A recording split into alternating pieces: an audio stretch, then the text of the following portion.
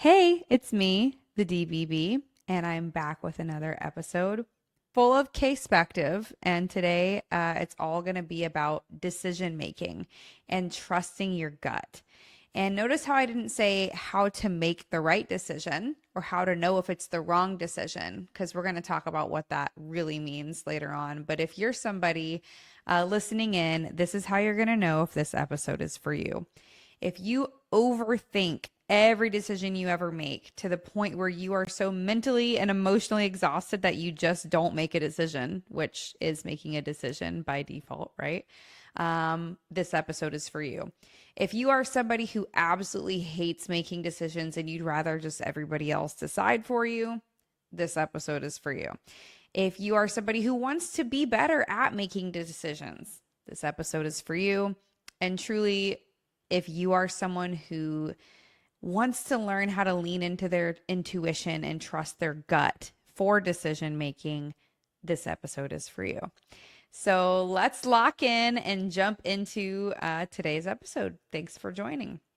And as always, if while you're listening, you feel like there's somebody here like, oh my gosh, this person needs to listen to this, please share it with them. Subscribe, like, comment. I love to hear from you guys. When you do podcasts by yourself, sometimes it feels like you're just kind of talking to yourself. So I do this every week, just hoping that there's somebody out there, just one person who finds value in it and it makes a difference for them. And if that is what happens, then it makes it all worth it. It's just a passion project for me. Which leads me to a little story to kick it off. It's always nice to hear feedback from people. And last week I was at dinner with a friend and, we were talking about we're both really locked in on working out and our mental health and peace and putting ourselves first so that we can be better for everybody else. And she told me, and I didn't know this, so it was so nice to just hear. It literally filled my cup for the foreseeable future. But she was like, the whole reason I started on this weight loss journey, which she's down 55 pounds or maybe more by now in the last 6 months, she's like, you changed my mindset 6 months ago when you told me that I need to keep promises to myself. Like when you framed it as you're just keeping promises to yourself and you don't want to let yourself down and you don't let anybody else down and you're that person for everybody else, but you're never that for yourself. She's like, that completely changed how I think about everything. And I have not let myself down since. And she was a lot like me. Like she'd start, stop, back and forth. Want to hit the goal, want to lose the weight, want to eat good, want to work out, and then get tired and bored and quit and just go back to normal life because it's easier. And she told me that mindset shift is all that she needed. And for 6 months now, she has been completely locked in and down 55 pounds. And one of her friends asked her, what changed for you? Why, what are you doing differently now than before? And she shared with them the keeping promises to herself. And now that person is on this train too. And so those are the stories that just like keep me going when I wonder if this is just something that takes time that no one finds value in, or if it's worth pursuing. Those little stories that my mindset changed my friend's mindset, and now she's changed somebody else's mindset. It's just this ripple effect of change that starts with one person who heard all these things from someone else, and I needed to change too. And so that's really what this podcast is about, like creating this ripple effect of helping people be better and think more positively, or change their mindset, or help you through hard times, like whatever it is. Like that's what where my heart really is doing this. And so these little stories, they really do keep me afloat sometimes. And so I really appreciated her sharing that, and love that this little passion project has at least helped those two people. It really brought me joy. But anyway, back to today's episode. Just wanted to share that really quick because it made me happy this week. Little glimmer. I have notes today. I do the point and shoot, and I will be pointing and shooting for most of it. But to stay on track, I've found that my brain is a little foggy today, and I really am excited about this episode. So I will be glancing at my phone a little more. If you're watching the video, you're going to see me holding my phone and looking at it frequently. If you hear little pauses on the Spotify, just know I'm still here. I'm probably just referencing my notes really quick because I really want to make sure I deliver this one the way it deserves to be delivered, because I'm hyped about it. So let's get into it.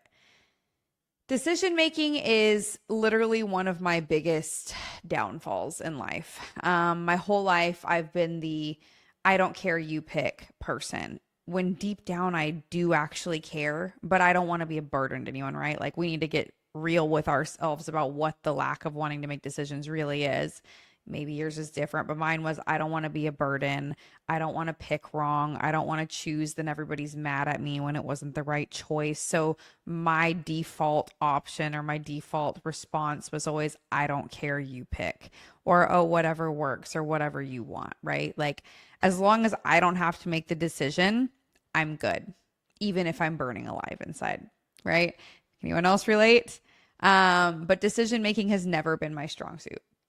And I think a really big part of that is I've never trusted my gut. And I've really been like digging into the psychology side of it, like with myself a lot lately, because this is a really fresh one for me. And so, again, everything on here is my case perspective. It's just what I think about, how I feel. It doesn't mean it's correct or accurate in any way. It's just my thoughts and feelings. And that's why we call it case perspective. But for me, I do think it stemmed from childhood. Like I had a dad who I love with my whole heart, but he's the dad who is always right. And he knew he was always right, and he always was. And he is the most decisive person I've ever met. He can make a decision and just go without even blinking. And when people aren't decisive, it drives him nuts. And so a lot of my life, my dad made a lot of decisions for me and my family and what was right and what was best. And I think as I got into high school, it kind of became almost like this, I don't want to say crutch, maybe even like paralysis. I don't know, where it was like a big decision needed to be made. And my inner voice was always, well, if your dad disagrees, then it's probably not the right decision because dad's always right. And I think that would hold me back from making a lot of decisions throughout life is, and my mom too, like just wanting to make sure I made the decisions they would want me to make. Or even you can go into religion, like the decisions God would want me to make, right? Like in my last podcast, I talked about my inner voices have always been, do what's right and be good, do what's right, be good, do the right thing, be good. Like that's my inner voice for everything. And I think that comes from being raised in church and as a good girl, like be a good girl. Like good girls are quiet, good girls, smile and they're polite and they're kind. And I love all these things about myself, by the way. And I absolutely loved my childhood and how I was brought up. So mom and dad, shout out. I love you so much. You raised a perfect child. I'm perfect. Just kidding. But anyway, it's just the psychology of it, right? So I think about, why am I so bad at making decisions? Why has this been such an issue for me my whole life? And I think back to childhood and my teen years and my early married years. And I can remember just always feeling like if I made a decision that went against my parents or the Bible in any way, that I was making the wrong decision. And I think then you start leaning on your spouse and other important people in your life. And suddenly it's like you go to your friends, you go to your spouse, you go to the Bible, you go everywhere for advice and thoughts and what's right, what's wrong, what's the best decision for me, when you know the best decision all along and it's in your gut. Your intuition is always there. And if you just listen and learn to listen, which we'll talk about today, and trust it, you're going to know what the decision is that you need to make. And again, I'm not saying right or wrong because I don't want to label decisions that way. I truly believe, I heard Mel Robbins say once, you'll hear me talk about her all the time. I love her podcast. You should go subscribe to her. She's an angel and I hope one day I meet her. She's fantastic. But I heard her say once, there's no right or wrong decision. There's your decision. And as long as you can handle what comes next in life after you make that decision, then it's the right decision, right? You'll never know if the decision you're making is the right one. There are infinite outcomes to every decision you make or don't make. Infinite. And even if you make a decision and it doesn't go the way you hoped it would, a lot of people will live in regret, right? And be like, well, I wish that I would have made the other decision. Because if I made the other decision, it would have gone this way. You can't know that for sure. You have no idea what would have happened if you made that other decision. It could have turned out worse. Who knows, right? And so, making decisions, I think it's really important to reframe and change your mindset on how you're viewing decisions to begin with. Are you viewing them as good or bad or right or wrong? Because I think those word choices are what causes that anxiety inside of us of, is this right or is this wrong? Now, of course, when it comes to morals, if you have morals or you live by a certain code, I sound like Dexter. But if you live by like a certain values and morals, then of course there is a right and a wrong, right? There is a right and a wrong when it comes to morals and your inner compass and like what you feel is right and wrong. But when it comes to decisions outside of that, it's just decisions, you know? I even think about how people ask me often. In fact, especially when I was dating, there was this one guy, he was cool, but he was like, do you feel like we were like talking back and forth, like asking each other questions. And he was like, if you could go back and change getting married and having the kids and all of that and just doing it completely differently, would you change it? And my answer is always absolutely not. Because even though none of it went exactly as I planned, I wouldn't trade it for the world. I wouldn't trade the 10 years I had with my husband for anything. I wouldn't trade any of my 4 children for anything. I would not trade even like when I did the network marketing business, when I did Advocare and Zaya and Zalise and all these things, like those came with pain too. But those things gave me some of the best parts of my life. If I would have said no to these things, if I would have just been a stay-at-home mom, or I would have gone to beauty school, or I would have been like we talked about all the different versions of us a couple podcasts ago. If I would have ran with one of the other versions of KK, I wanted to be a fashion designer. I wanted to be a model photographer. I wanted to be so many different things, psychologist, therapist, life coach. I mean, I've had all these different versions of myself running through my mind my whole life. And I could have been any of them. But none of them would have given me the life that I've had now.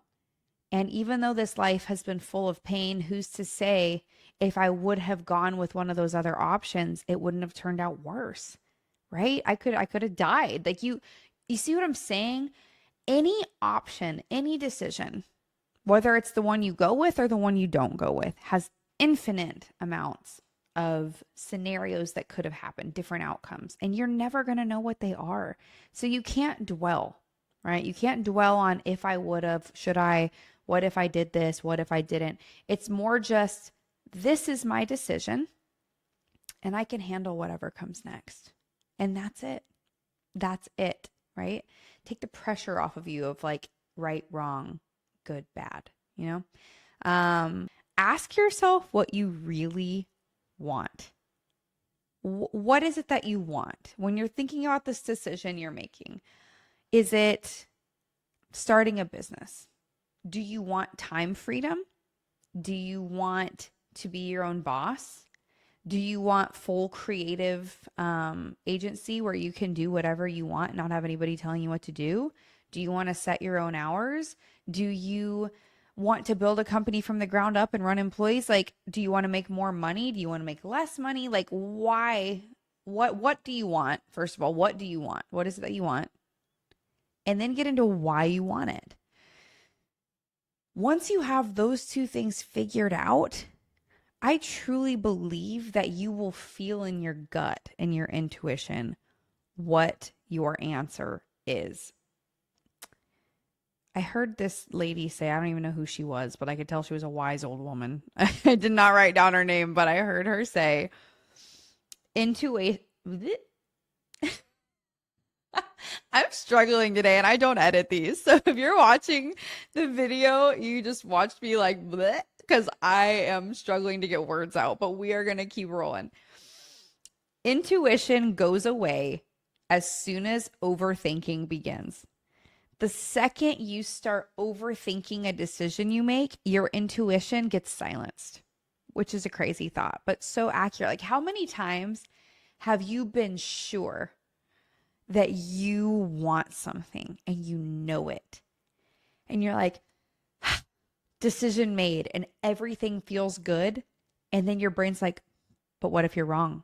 But what if they reject you? What if you go bankrupt? What if you die? What if, like all these things just start coming in. And you're like, oh my God, yeah, what if? Oh God, okay, hold on. Let me rethink all the scenarios. Let me think all the good. Let me think all the bad. Okay, hold on. Maybe this isn't the right decision.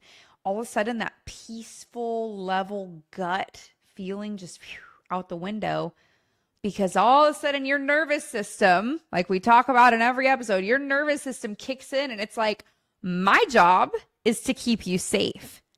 This decision isn't safe. And here's why your nervous system feels that way. Your nervous system is comfortable where you are, where you're at in life, even if you're unhappy, whether you're in a relationship that you're not happy and you're in a marriage that's even abusive. Like this is crazy. Like it might sound crazy, but even if you're in an abusive marriage, a bad relationship, you're just unhappy. You don't like your job. You don't love where you live. Like all of these different things, right? That is your safety to your nervous system because even if it's not ideal, it's what you're used to. This is safe. This is predictable. This is comfortable.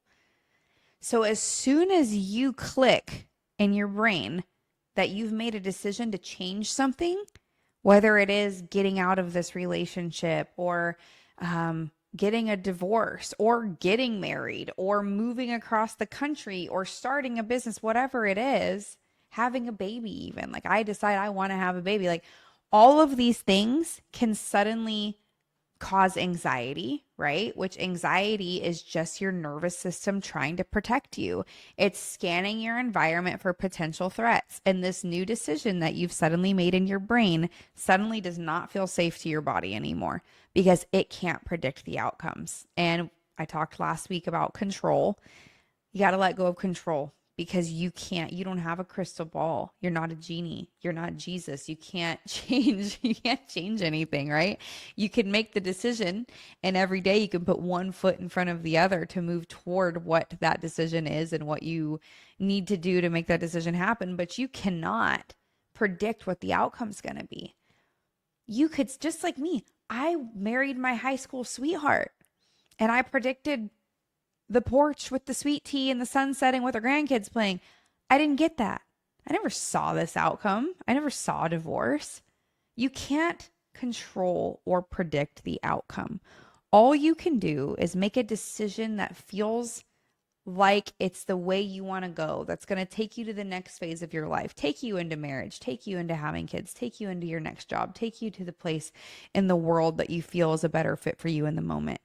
And sometimes you make the decision and it feels like it's the right decision. And then you realize it might not be the decision that you want to stick with. It doesn't mean it was wrong. It just means it might not be the decision that is going to get you where you want to be next. And I've had that happen many times in my life, right? Like there's so many things I've done in life where I'm like, this is what I want. This is what I'm doing. Yes. Like here's a great example. I was in car sales, right?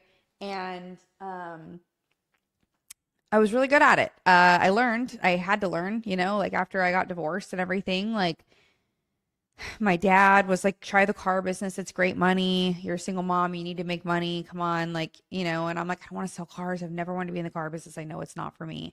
And I was dating this guy at the time and he was very wise and always had the right thing to say. But he said something along the lines of, it doesn't matter what you want right now. It matters that you're doing what's best for your kids. And making money is what's best for your kids right now, even if this isn't your ideal job. Just do it now. Like, just give it a chance so that you can start bringing in income as a stay-at-home, or when I was a stay-at-home mom.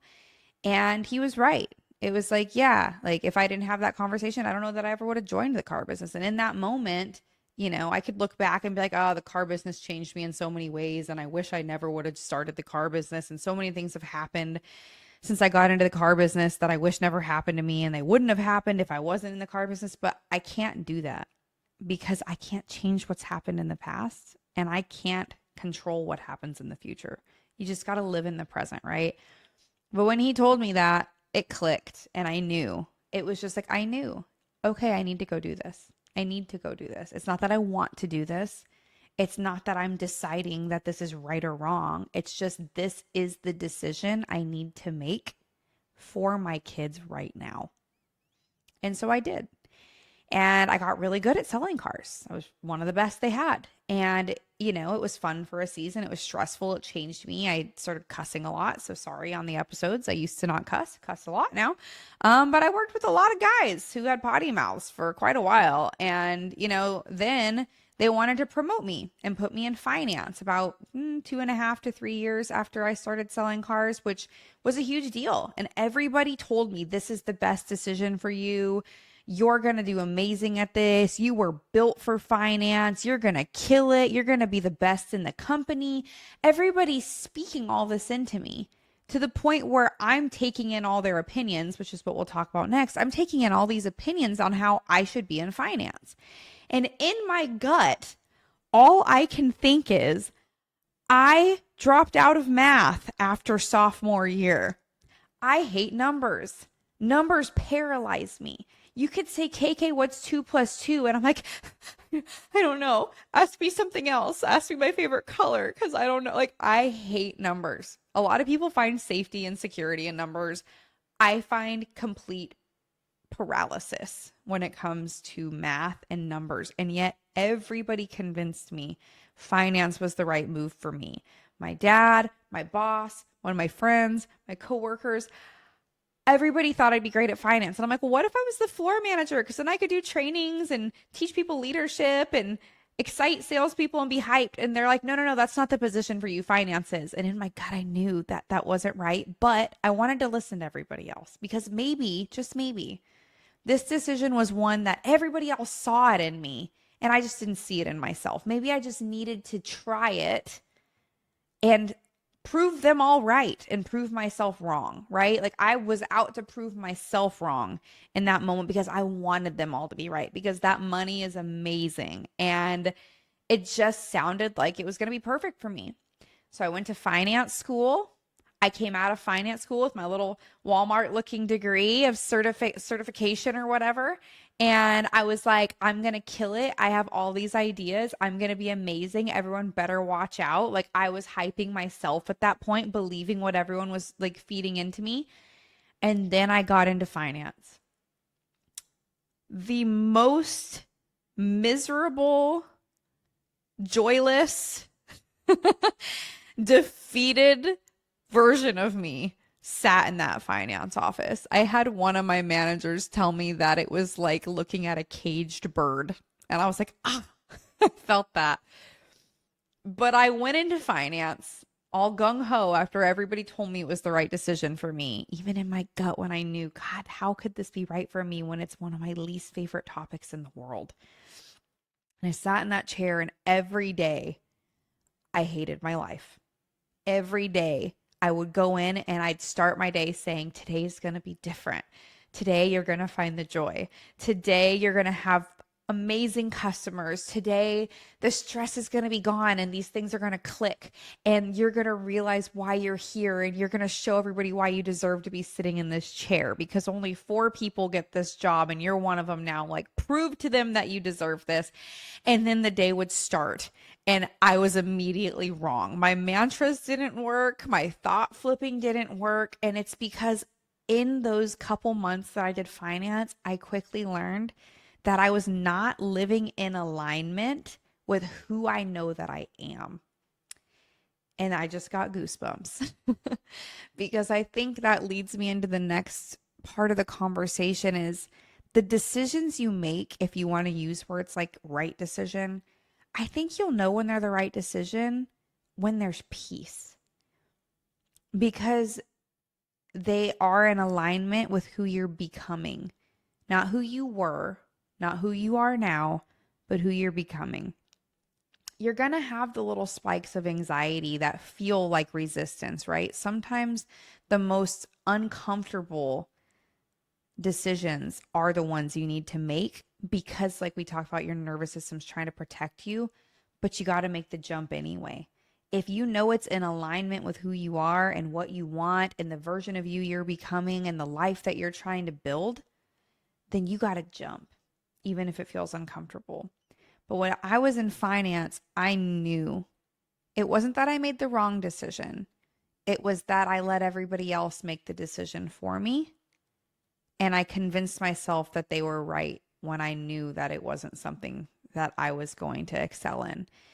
And when it started just sucking my joy out of me, I remember thinking, I can't leave because there's so many things that go into like my job. Like my dad's a huge part of the company, and I had a really close friend who was my boss. And I just feel like I had this out to prove to everyone that the single mom who was heartbroken could run circles around the boys who didn't even have kids or marriage and work less than them and like still do better. Like I just felt like I always had something to prove.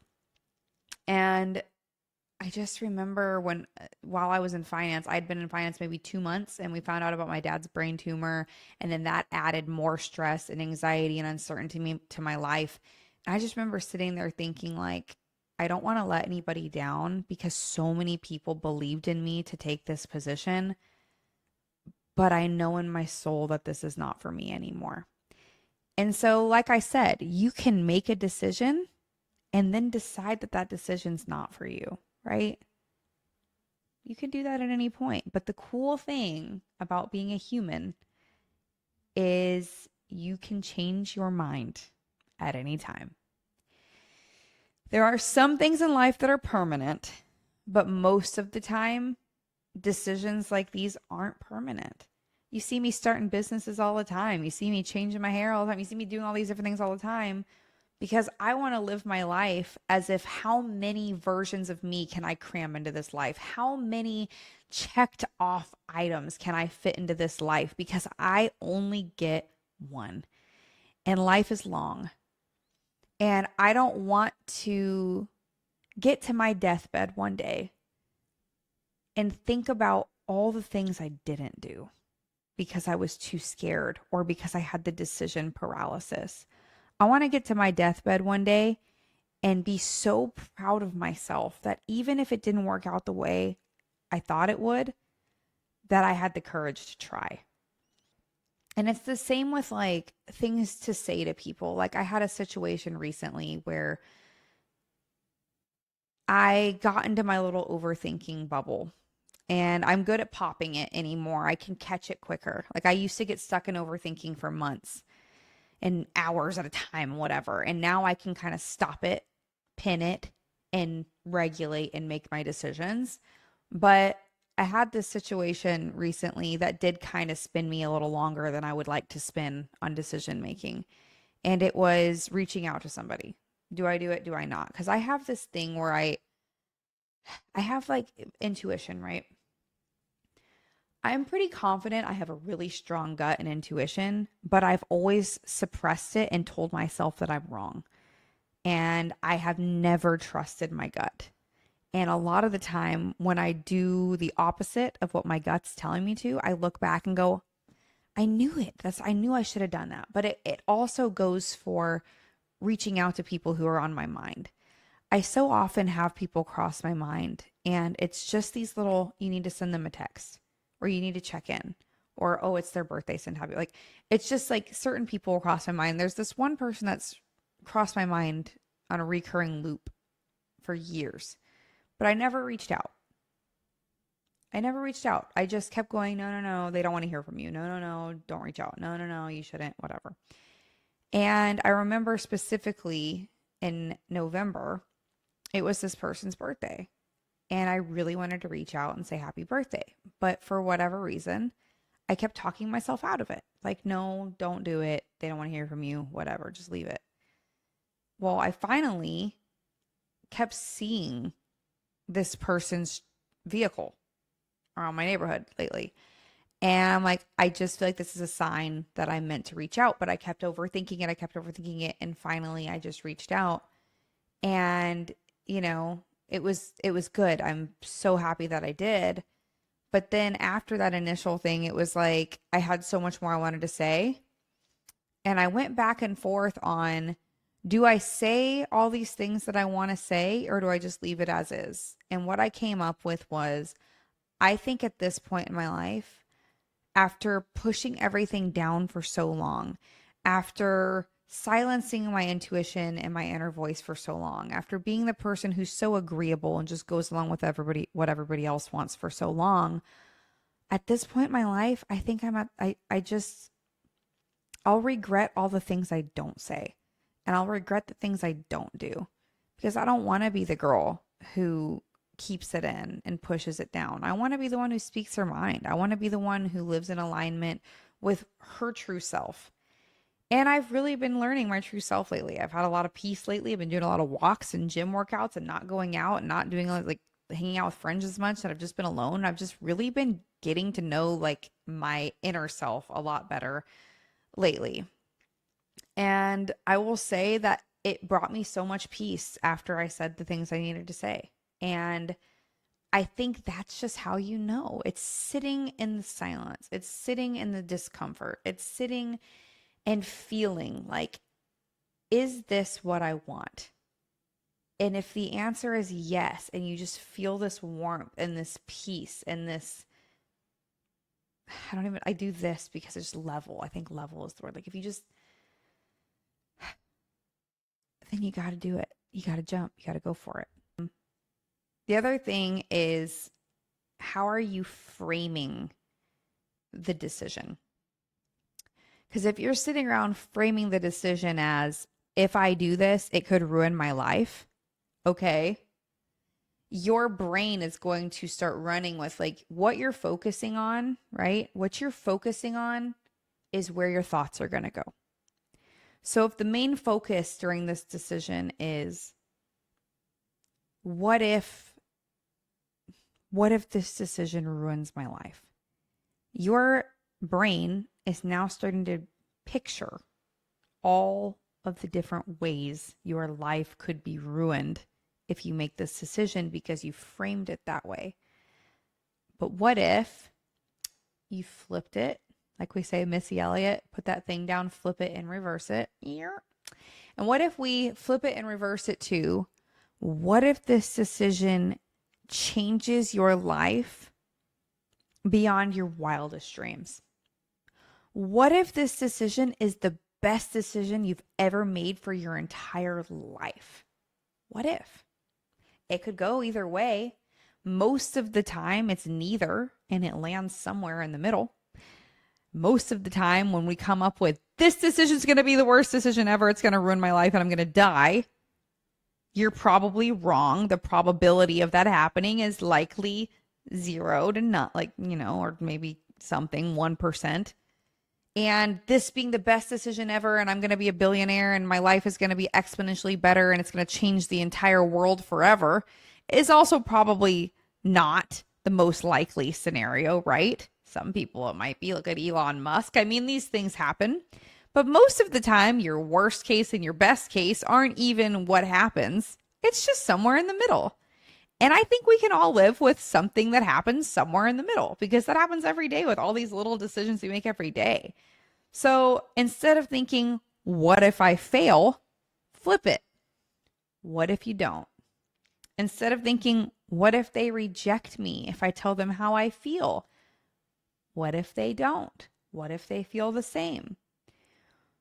What if you leave this marriage? What if you stay? Right? Asking yourself these questions and reframing it is going to change how your thoughts come after. So if it's a decision that's a positive one, right? If it's a decision like, what if I always go to start my own business because I love doing that. What if I start this business and I go bankrupt? Flip it. If you're excited about this and you truly, in alignment in your soul, know it's something you're meant to do, flip it to, what if I start this and it changes my life and it's the best financial decision I've ever made? What if? Flip it.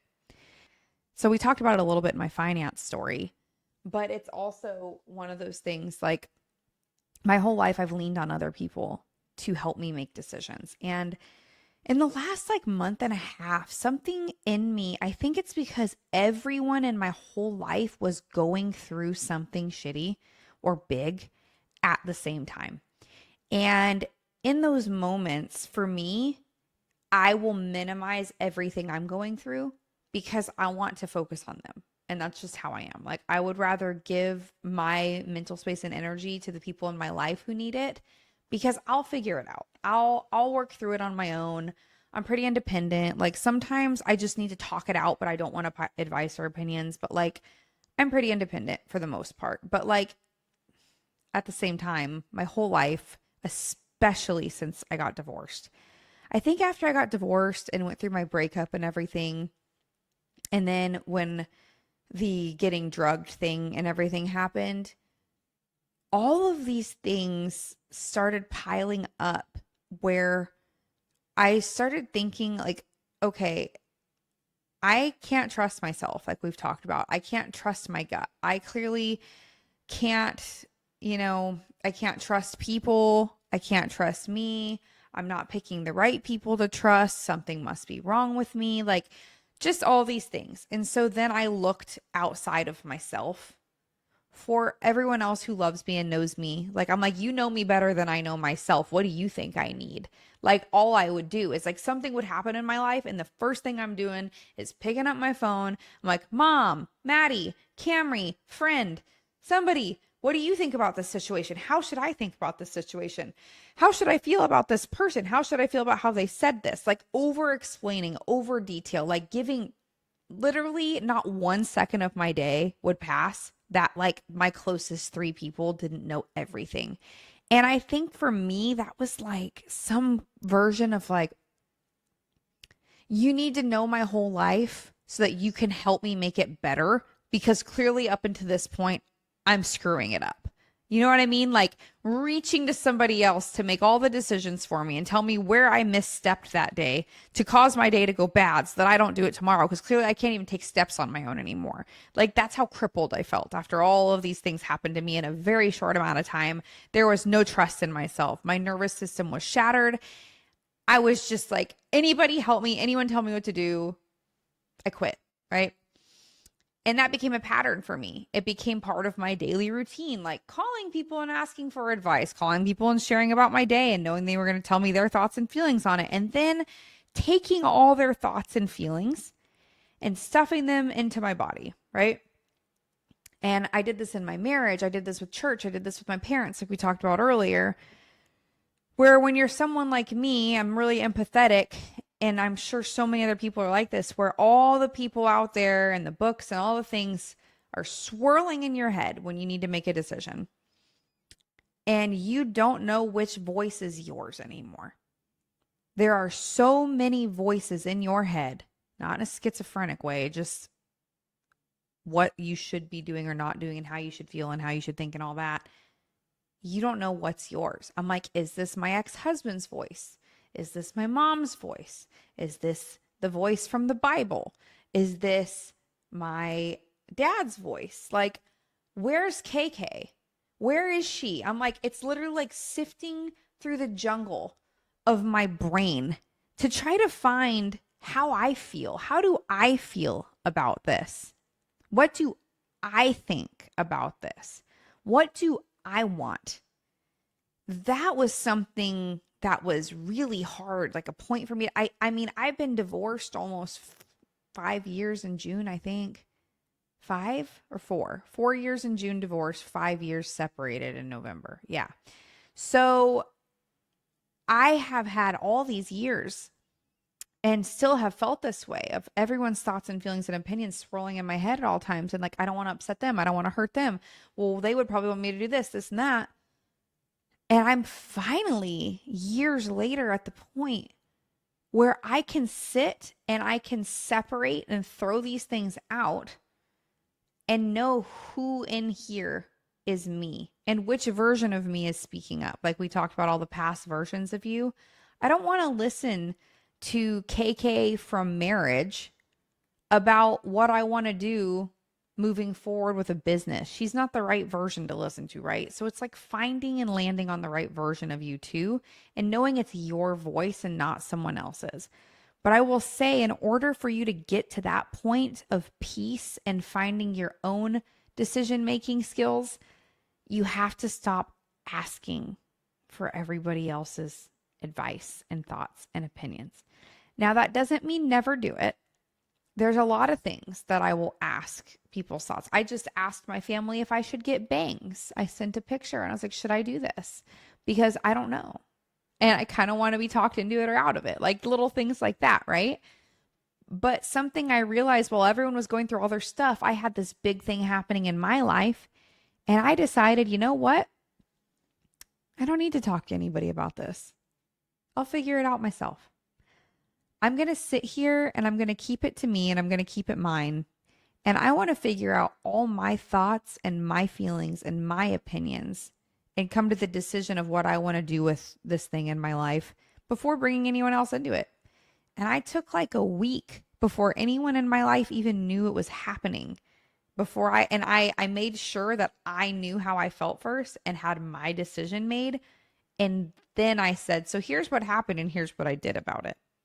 Instead of, oh my God, this just happened. What do you think I should do? You see the difference? This happened and this is what I did about it. And no one could change my mind. No one could make me feel bad about it. You cannot shake how I felt about it because I knew that all the feelings and the decision I made were 100% me. And the peace that comes with that and knowing that whatever the outcome was, it was my outcome because I made the decision to do those things. I made the decision to feel those things. I made the decision to say those things. And so the outcome that came with it was my outcome and no one else's. And there is so much peace in that. And I'm so proud. And it made me realize I can trust myself. And when I'm living in alignment with who I am and who I'm becoming, then these decisions will just keep getting easier to make because I'm going to just know myself that much better. It's like your kids. Like you can tell when your kids are hiding something from you or lying. You can tell when your kids are excited. You can tell when your kids are sad, right? Think of your intuition and like your inner self almost like your kids. Like if you hang out with it enough and you get to know it well enough, eventually you're going to know every little thing about yourself on the inside and what that feeling means. And if your heart starts racing about these decisions, like, you know, what that's about, like you're going to start noticing these sensations in your body and the way your brain works on certain things and the patterns that you want to break. And you're just going to get to know yourself on such a deep level that you're going to feel completely in control of yourself. And like, it's just a peace that will come over you and you'll start trusting every decision you make and knowing the outcome. I can't control what the outcome is when I make decisions. I want to say this exactly how I want to say it. When you make a decision, you cannot control what the outcome is. But if you know in your heart that you made this decision based off of your thoughts, your feelings, and your opinions and no one else's, then the outcome will be your outcome. And as long as the outcome is your outcome, nothing else matters. You're going to feel such a sense of peace about it. So that's really, I mean, I didn't even use my notes. Every time I write notes, I just, the couple times I looked at them, I couldn't even find what I wanted to say. So I'm like, point and shoot, baby. I don't know why I ever try to do it any other way, but just learn to trust yourself. And that takes time. It's just like learning to trust a boyfriend or a girlfriend or a spouse or a boss or a friend, right? Like trust is built over time through action, right? And for you, it's neuroplasticity, right? If you have in your mind, like I did last year, I can't be trusted. I can't trust my own decisions. I can't trust myself to go to the gym. I can't trust any of this. I had to day after day prove to myself over and over, create this new neuro pathway that proves to me that I can trust myself and I can trust my own decision making for sure now. Even in the past when I doubted myself, I can be trusted with decisions that affect my life and anything that comes after them. Because after all, this is just life, guys. We're all just living life. And nothing, okay, some things, but nothing's really that serious. None of us are getting out of this alive.